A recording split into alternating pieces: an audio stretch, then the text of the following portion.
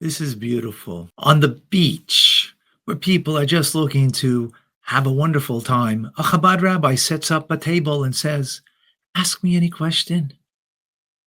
I'm here for you to respond to whatever your needs and requests are. You need to know something that I can help you with? I'm there for you." So, of course, what are people asking a Orthodox rabbi, a Chabad rabbi? About Israel. That's largely on people's mind when you see a rabbi, you see a Chabad rabbi in particular. So listen in to one of my colleagues and how he answers so beautifully the questions that they have. I'd be happy to answer you. Okay, you want to talk for a minute? No, I'll be back. Well, yeah, no, tell me right now. Like, it's been in my mind, like, because you know, one concern is like this issue of like, okay, you have Palestinian people that are living in that land. Yeah. And then you understand what happened, World War II, the Holocaust, all that. Yeah, but what gives the Jews the right to just come in there? Maybe let me try to give you an example. Imagine you had Navajo Indians who were thrown off their land. Yes. And they moved to Europe. Okay. Imagine this. They moved to Europe. And after people try to kill out all the Navajo, the world says, you know what, we got to put them back in Navajo country. And they come back. Would you say they're colonizers? No. Okay. So I want to tell you, they're going back to where they were. From. Let me tell you a true story. You clarify something. I want to tell you a true story that no one disagrees with. Jewish people started out in the land of Israel. Jews comes from Judea. That's the name of that land. Yeah, correct. Now, what happened is people came in called the Romans, taken over the world, and exiled them and pulled them out. Can you imagine? Yeah. Every single day, for 3 times a day, we pray. For the last couple thousand years, return us to Israel, return us to Jerusalem. We never stop. This synagogue is facing east when you go in, because Jerusalem's east. 3 times a day we faced east. We never forgot it for 1 minute. There were also Jews in the land, not so many. They were a minority because the Turks came in and there was colonization after, including the Palestinian people. They colonized it too. They're the Hashemite kingdom of Jordan. They're from Saudi Arabia. The Jews were always there in small numbers and never gave up on it. And then the world said, we need a place for you, so we'll go back. Did you know that in Israel, Jews and Arabs live together? That if they make a 2-state solution, they talk about this making a 2-state solution, the Arab state will be 0 Jews, free of Jews like Nazi Germany dreamed, Judenrein, no Jews allowed. In Gaza, there were 0 Jews. You don't support the 2-state solution? I do support it, but I want it to be 2 real states, which means either only Jews in this one, only Arabs in that one, which I don't agree with. I think we can live together. Or if you have an Arab state, why can't I live there? Why is it prohibited for a Jew to go to Saudi Arabia? That's not cool. Qatar, for the Olympics, they had to allow Jews only for this one thing, for the World Cup. Only Jews, they made a special change in the laws. A 2-state solution is a lie because it would be 1 Arab state and 1 democratic state where anyone can come. There are Arabs in the Knesset and on the Supreme Court in Israel. So the answer is we came and made a democratic state. There was one rule that any Jew from anywhere in the world could come back since it's their homeland. It was colonized before by the British. There was never a Palestinian country with a flag or a coin. If you see a coin that says Palestine, it's a Jewish coin and it's got Hebrew letters on it. But somehow they feel that that's also their sort of... And they're welcome. Right? They are welcome. Do you understand? They're welcome. Just don't try to kill everyone you see. They have a basic belief that as long as a Jew is on the land, it is an insult to Allah and you got to kill him. And if you can kill a baby in a kindergarten, you're a hero. Yeah, that's not cool. So that's a big... How do you work with that? They are welcome. If you will just behave and not kill. Now listen, I'm not judging a little kid who's born and raised, and it could be there's a soldier who mistreated him, but to call it colonization would be like telling the Navajo guy who comes back to Navajo country, I hear that. You're a colonizer because the Americans were here. If we give it back to the Palestinians, the whole thing, then the next day we should get it because they're colonizers. Fine, give it to the Jews. Then we're colonizers, give it to them. If you're going back in history, we were there first. If you're saying whatever you conquer, it's yours like everyone else in the gosh darn world, then just like America belongs to the United States, Israel belongs to us. So pick a lane. Is it whoever was there first? We win based on archaeology, based on history. It's undeniable. That being said, you're welcome. There's Christian sites, there's Muslim sites, and there's Jewish sites. And if you just won't blow yourself into pizza toppings, you can cut. I agree with what you're saying. Like all that makes sense. And thank you for clarifying that. Sure. It makes sense. It's a good, I want to tell you what, it's a good question. Because if everyone in the country is talking about it, and you're hearing it from one side or the other side, it's fair to ask a rabbi and say, just make your case. Yeah. So one thing though, obviously, part of like the violence is the powers aren't equal. You know, the Israeli state has a lot more power than the Palestinian people, state, whatever we want to call it, right? And so you see like 36,000 killed, you know what I'm saying? And if you're a good person, you automatically side with an underdog. Yeah. But you know what that means? That means when that underdog goes into it, is there anything an underdog can do that's just evil? Let's say an underdog is really the underdog. So he starts raping 3-year-olds in front of their parents. Is there a point where you'd say, listen, buddy, you are the underdog, but that's unethical? Hamas is the underdogs. I don't question that. They might even be right. If someone would say they're right, I could listen to them. But there's got to be a point where what you're doing is just wrong. I think Hamas is wrong, but the fact that all these civilians are paying the price, for what Hamas did on October 7th, is also really difficult to sort of... Right. The problem is that's warfare. In Japan, when they bombed us in Pearl Harbor, a lot of innocent people got killed. And in every other war that's ever happened, and the only people that are told this is wrong and you got to stop it are the Jews. The only people. No one else was ever told that if you come in and you keep threatening to kill us and we say, we're going to bomb you back to the 1500s. No one was ever told not to do that. But the people that are Hamas, but Palestinians, they need to stop them. They need to stop. They elected Hamas. You're right. But you know why? But I heard that PLO, right, used to exist, and that somehow some operatives from either the Israeli government or the British or the United States supported Hamas, like sort of kicked PLO. It's possible. Whenever someone's your enemy, that's the U.S. has done that so many times. They made the Taliban, and there was reasons for that. When Saddam Hussein's your enemy, and this guy's fighting Hussein, so then you support them. Then those guys turn out to be nuttier than the first ones. At one point. Blessings, brother. I'm Rabbi Schaff. What's your name? Oscar. Oscar. God bless you, Oscar. Yeah, I love you, brother. It's really good to meet you guys. All right, man. I apologize for the scooter. I got a broken leg, so I hope it feels better soon. I appreciate that too. As a Christian, totally support everything. And you and I probably would not disagree on 99% of the things I heard you talk about. My question is, and you don't may know the answer to this. I'm just curious if you ever thought about it. But in America, in the Christian side of things, very pro-Israel, very pro-Jewish, and have their own state. We have a lot of the funding that Israel receives from the Christian. That's right. Christian Some nation, of our right? dearest friends. God bless you. Right.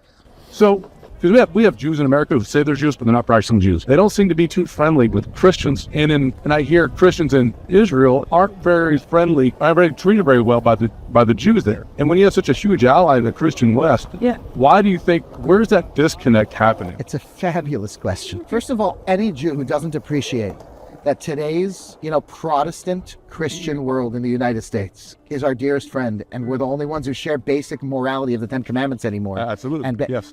Is missing the boat. But I need you to understand at least 1,000 years of history. Now, I assume you're not a Catholic. I was raised Catholic, but not, So, listen, I think Catholicism has an enormous amount of truth in it, even though I'm not a Catholic because I'm a Jew. But the Catholic Church butchered Jews for more than 1,000 years and burnt them at the stake. And we know the names of all those people. I was named after people who were killed by religious Christians in the name of Christianity. Right. Or whether he was named after. I was named after one who was named. Do you follow? And there's been a lot of Christians were murdered by Jews. So not in the last 2,000 years. In other words, in about 2,000 years since the destruction of the temple in Jerusalem and the foundation of Christianity, there were bad actors. I don't believe it's what Christianity teaches. I don't believe that. No. I think these are people who are misbehaving. But Jews were really, I was telling someone before, as just an example, the word crusade. So to a Catholic, the word crusade is a noble. You imagine people dressed up as knights and going out. When we hear the Crusades, we know that in 1648, and we start going back to all the years, that was the Cossack Uprising, we go back to the Crusades in the 1200s, and we know which communities were wiped out. And we read about these things. We still have, it's not so much geared towards, we don't talk a lot about the fact that they were Christians. We talk about the Jews who suffered and would say the Shema and be willing to be killed as a Jew and never accept anything else. The concept of converting to Christianity is very difficult. In Israel, the majority of Christians who are present in Israel are not native. The Jews don't have such an issue. They actually really get along well with the Arab Christians. It's Christians who have come with a missionizing perspective that very much alienates the Jews, which I actually disagree with. When someone comes to me and says, I want to share with you the good news about Jesus, I say this man must love me, and he wants me to go to heaven, and he means well. I completely disagree, and I'll talk to him about it, but I'm not offended. But a lot of Jews are hurt by that, and I understand why. Christians were the Muslims we lived in peace with for most of history. It's a new thing that the Muslims have become largely, you can't come into our country if you're Muslim, you can't if you're not Muslim, and so on. But with the Christians, we really had a lot of history, and I believe already Martin Luther wrote a lot of very heavily anti-Jewish things. So if somebody were to tell me that's part of the religion, they rejected Jesus, now God hates them, and all Jews I could also respect that, but I would keep my distance. Does that make sense? And if somebody says that's not what we believe, we actually believe in love and we believe in second chances, and we're not. So then if that's what we believe in, then that's not something that the Christian community has done any successful job communicating to us. My children have never heard that. They didn't grow up hating Christians. They don't know much about it. That's our perspective. I mean, it was a pleasure to talk to you guys. Absolutely. Wish you all the God. Wish the best of luck. Hope it worked out for you guys. You too. Thank you. Nice talking to you. I'm Rabbi Schaff. Nice to meet you. Let's switch out, Henry. Good to meet you, Henry. All right, so obviously there's this war happening in Israel right now, and there's a lot of pain and suffering on both sides, and like a long history. What does Orthodox Judaism have to teach us about repairing those wounds and the possibility of like living peacefully with people who are so different from us and with whom we've shared like a painful history? It's a very sophisticated question, and I appreciate how you phrased it. I do think there's two things to be said. I think the absolute goal has to be peace. However, I think it's very important to understand that in Ecclesiastes, King Solomon says, for everything there's a season and a time under the sun. There's a time for love and there's a time for hate. There's a time for war and there's a time for peace. It's been 2,000 years since the destruction of the temple, almost, in Jerusalem, when Jews have been kicked around the world, and it was open season on Jews. If you killed a Jew, that was okay. And that's been true all the way through right now. I don't know another place where people went into a kindergarten and wiped out people, and your average liberal college student would say, yeah, but they're aggressive, they're underdogs, so it's okay. They're raping mothers in front of their children and slaughtering the children and roasting them and making the mother eat them on video on a GoPro for the first time in Jewish history following October 7th. The first time in 2,000 years. They stood up and said, we're not just a defense force. If you continue to do this, there will be massive consequences. Like the United States did in Pearl Harbor and around the world, every sovereign country ever has done. They did. They spoke up. To me, it's the most glorious time in almost 2,000 years that finally a Jew had the guts to say no, just like every other human in the world. You cannot rape our women and you can't murder our children and dance in the streets. There will be hell to pay. We'll knock your country back to the 1500s, back to the Middle Ages. To me, that's noble and it's ethical, and I can see the other side of things. But I don't think anyone who fails to understand that sometimes a time for war is as ethical as a time for peace. That being said, the goal has to be this. If tomorrow Hamas and the Arabs would lay down their arms, no weapons, we just want to hug and kiss and make up, in my opinion, the Jewish people would do so in a heartbeat. Yeah. Well, I appreciate your perspective very much. It was really nice to meet you. Yeah, nice to meet you too. Have a good day. I'm Rabbi Schaff. Nice to meet you. Willie, nice to meet you. Hey, Willie. Well, I don't know. I don't know if I have a question. My question is, why is everybody just blindly on the Palestinian side? And I feel like if you actually look deep into the topic, you'll see that the Jewish people have a good argument to the land. It's a very sophisticated question. It's not a dumb question. Yeah. I wish there was a clear answer. I'll tell you one very interesting thing. In American values, the underdog is a champion. Yeah. Which means if you're watching March Madness, you ever watching when you don't know either team? Yeah. You turn on TV and one team's down by a few points at the end, you root for them. You root for the underdog. It's interesting to know. I used to live in Israel for a little bit. Yeah. And the Middle Eastern culture is not so much that way. People don't really root for the underdog. They kind of root for the strong one. Yeah. That's a uniquely Judaic and Christian value. Yeah. In America, we root for the underdog. When Israel was the underdog and everyone was attacking Israel, everyone supported Israel. And I believe that there's just a natural, and it starts with a good value of support the underdog. But like anything in the world, values need the appropriate mixture. You can't just have only one value. So in other words, the person's value is only peace will allow people to get murdered. Well, you need a mixture. And I think that's supporting the underdog is important, but it cannot be your only value. Totally. And it's become the only value. Whoever is in charge is colonialist, is wicked, and anything they do, to the point that if you're the underdog, you can't do anything wrong. And now we just have to define Jews as colonialists. Right. So just make them hyper white or something. Yeah. And it used to be that Jews were considered mongrels. That's right. So when being like white and European was the thing, can't have Jews in a country club. They're mongrels. Now that it's good to rag on the white people, so now it's like Jews are hyper white. And throughout history, you can notice this kind of when landowner was the bad thing, Jews are the landowners. But I don't understand how people can view the Jews as not the underdogs, because I mean, historically, the Jewish people have been the underdogs everywhere that they've been. They've been persecuted everywhere that you've been. And now that they have control of a little tiny piece of land in the Middle East, they feel like they are the colonial power, which I don't agree with. I see Israel being under attack from many different sides. I see Hamas as a existential threat to Israel. I see Hezbollah as an existential threat to Israel. And I don't think people are taking that into account, and I don't think they're looking into that. I think the idea of free Palestine is a nice idea, but at what cost? You know, and I do believe, I hope that everybody can live in peace, but I don't see a way right now where both parties can live in peace with just saying, okay, Israel, you can take control of the land and establish a democracy, which they've already established, a democratic state. I guess what we learned, one thing we have to take away from this is that sometimes the most evidently clear things take a lot of sophistication to see. Yeah. They say the story about the fish. Yeah. Here are the fish. They're swimming around. One says to the other one, how's the water today? Yeah. The other fish says, what the heck is water? Yeah. I mean, sometimes the most obvious things take, and there's a lot of emotions get involved. There's a lot of groupthink. It's a very powerful thing. Yeah, no, I agree. I'm on your side, brother. Sorry, I probably didn't, not much of an argument for you or against you, but... it's very encouraging. It's good to talk to you, Willie. Yeah, thank you. Yes. God bless you. Yeah, please sit down. Okay, so are you an anti-Zionist? I'm not anti-Zionist. And how can you be an Orthodox? How could someone be? There is such a thing as an observant Orthodox Jew who's an anti-Zionist. Yes. That's not my personal position. I'm not particularly political, I would say. Oh, is that political? I don't know. I don't know if you could say that. But I would say the following. Orthodox Judaism strongly believes in the values of the Torah, Right. as the only set of values necessary to live a Jewish life. The concept of there being a Jewish state is only consistent for the Orthodox Jew if that state is consistent with Jewish values. Just getting Jews together in a place where none of that is about this set of Jewish values would not necessarily be Jewish or not Jewish. Does it make sense? In other words, the Shabbat is Shabbat. That's in the Bible. The Jews living in the land of Israel, that's, and when the Messiah comes, right, we believe that at some point there'll be a sovereign Jewish nation. But don't the Orthodox Jews not believe in a state of Israel? So there is a question. Because I know a little more than your average white boy, so...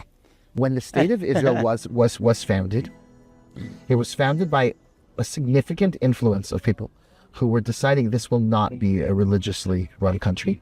It will not necessarily reflect Jewish values, necessarily. And there were many who felt that this is not what we've been waiting for. This is not what we believe. If you were to have, there are those who felt this way. For that reason, you can have a person who says, listen, I believe in the Jewish people having a right to live, but I don't believe there's a particular value to Jewish people having a state unless that state is advancing the values of Judaism and Torah and mitzvahs. In other words, what makes you Jewish if you're not buying into the values of Judaism?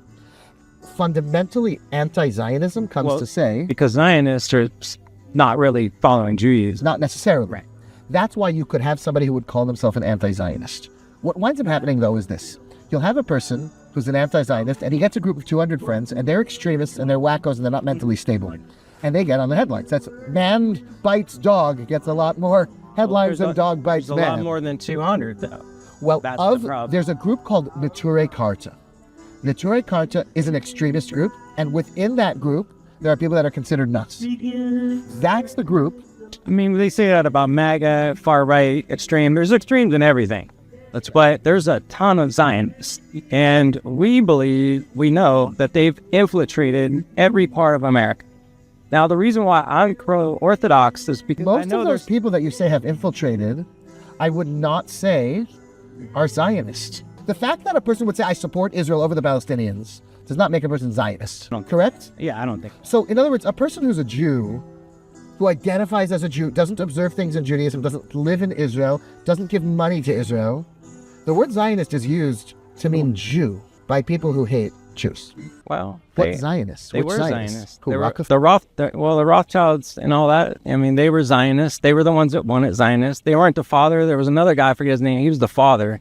But the Rockefellers and the Rothschilds definitely pushed the Zionist movement, 100%. And the reason why I support Orthodox Jews is because I literally see videos upon videos of them explaining what the difference between Orthodox Jews and Zionism is. And what is your problem with Zionism itself? Is it that you believe Zionism to be people that want to control the whole world? There's a lot of central bankings they control, yes. Because the majority of people that I've ever met who are Zionists, who actually would say, I'm a Zionist, I'm a proud Zionist, People who say that mean, I believe that Jews have the same right to a homeland as a French person has to France. I know what that's what they mean. I know what a normal guy, a normal like person that says he's Zionist, in his mind, yes, it means to support Israel as a state. I get that. And I support that Jews have the same right to self-determination as every other group in the world. But you're going to find out here come January that there's going to be a lot of stuff that comes out that people don't know about Zionists and how they rule the country. But the reason why I'm with the Orthodox Jews is because I've literally heard thousands of videos where they are against Zionists being in Israel. They tell you right now that's not on their Torah. They're following the Talmud. They're following the Babylonian Talmud. They don't follow the Torah. So all these Orthodox Jews are always saying, no, we shouldn't have a state of Israel because that wasn't the plan. The plan was when what the Messiah returns is when we can come back to Israel, right? No, we don't believe that. Not quite. We're just guaranteed that when the Messiah comes, we will return. There's no source that says that you cannot live there before. But the Orthodox question Jews, that's is, what they've there been are saying. some Orthodox Jews who say you shouldn't have a state beforehand. Yeah. The overwhelming majority say that that's okay, but they don't necessarily support that state as the ideal, or as they support the state the way you might support a France or anything else. When you're living there, you could agree, you could disagree, you don't see anything messianic about it. That's a common thing among Orthodox Jews. I'm not anti-Zionist. I know, but you're not defining Zionism. If Zionism means a I know group of what the citizen well-placed Zionism means. I know. Masonic people who want to control the world, that's not Zionism. That's not in any of the things that nobody who's teaching Zionism, nobody's written a book on Zionism, nobody says that's what it is. Nobody believes that. So those 20 people who aren't even religious, don't believe in God, and just want to take over the world, if they exist, or those 1,000 people, they're not Zionists. They might be sometimes using Zionism when it's convenient. If you don't believe that there's a God who gave the Torah to the Jews at Sinai, you're not a real Zionist. So why do they follow the Talmud? We follow the Talmud. Orthodox Jews are the people of the Talmud. Is it the same Talmud? Yes, the Babylonian Talmud is what Orthodox Jews follow. Okay, and there's no type of Luciferian stuff going on in that Talmud? I don't know. I've studied. There's 2,711 pages. If you can name to me one Luciferian thing from the Talmud and tell me what page or what tractate. I have never read the Talmud. I don't so no, plan of course on there's it. no. That's why I'm There asking. is nothing demonic in the Talmud at all. There are those who hate Jews. You know that part. For 2,000 years, they've killed them, and they've also taken their books and tried to pull things out of context and say this means this, and they support child rape and they support this. It's not there. Okay, so the question you get, I'm sure, every time, did the Jews kill Jesus? The story that's told about Jesus in the Talmud, it says that there was a fellow named Yeshu. Yeshua, yeah. Yeshu, not Yeshua. Jesus. Yud Shin Vav. Y-E-S-H-U. Yeshu, not Yeshua. And that he was put to death. And other sources do say Yeshua, but the Talmud says Yeshu. Right. And it says he was put to death for black magic and trying to convert the Jewish people to worship idols. Got it. That's what it says. Now, did Jesus do that? I don't know. I wasn't It may have there. been a common name at the time. The New Testament stories about Jesus may very well be a different person who lived 200 years later. Josephus, who lived at the time that Jesus lived, never mentions him once. He wasn't very famous in his lifetime. Many people were crucified. It's only when Paul had his revelation, or made it up, depending if you're a Christian or not, but it's only when Paul began teaching this that anybody started hearing about Jesus all over the world. There was a little tribe in Israel with a few disciples that no one knew about in his lifetime. So the stories of the Talmud, either they're about a different person. An Orthodox Jew might tell you they are about Jesus, but what Paul said Jesus said and did is 100 years later, and is Paul's invention. Well, folks, guess what? As I mentioned, I'm also a Chabad rabbi, and I welcome you to ask me any questions. In particular, I invite you to come and learn. Learn the source of all Jewish wisdom from the Torah. I have online everyday classes at 7:05 Eastern Standard Time, Mondays through Fridays, studying mystical teachings. 8:40 a.m. Eastern Standard Time, where we learn the Torah portion, the 5 books of Moses, that we go through it in the entire year, together with one of the commentaries called Rashi. I invite you to come and study there. And then at 9:30 a.m. Eastern Standard Time, we study the Tanya, the famous Chabad works of Kabbalistic mystical teachings, Hasidic teachings, to empower you on how you can have self-mastery. And then at 10 o'clock every morning, 10 a.m. Eastern Standard Time, I invite you to study Rambam, Maimonides' teachings. This is all online, and you'll have so many questions answered, so much wealth of knowledge. And then your questions, wow, there'll be different kind of questions in your life. Come and join me.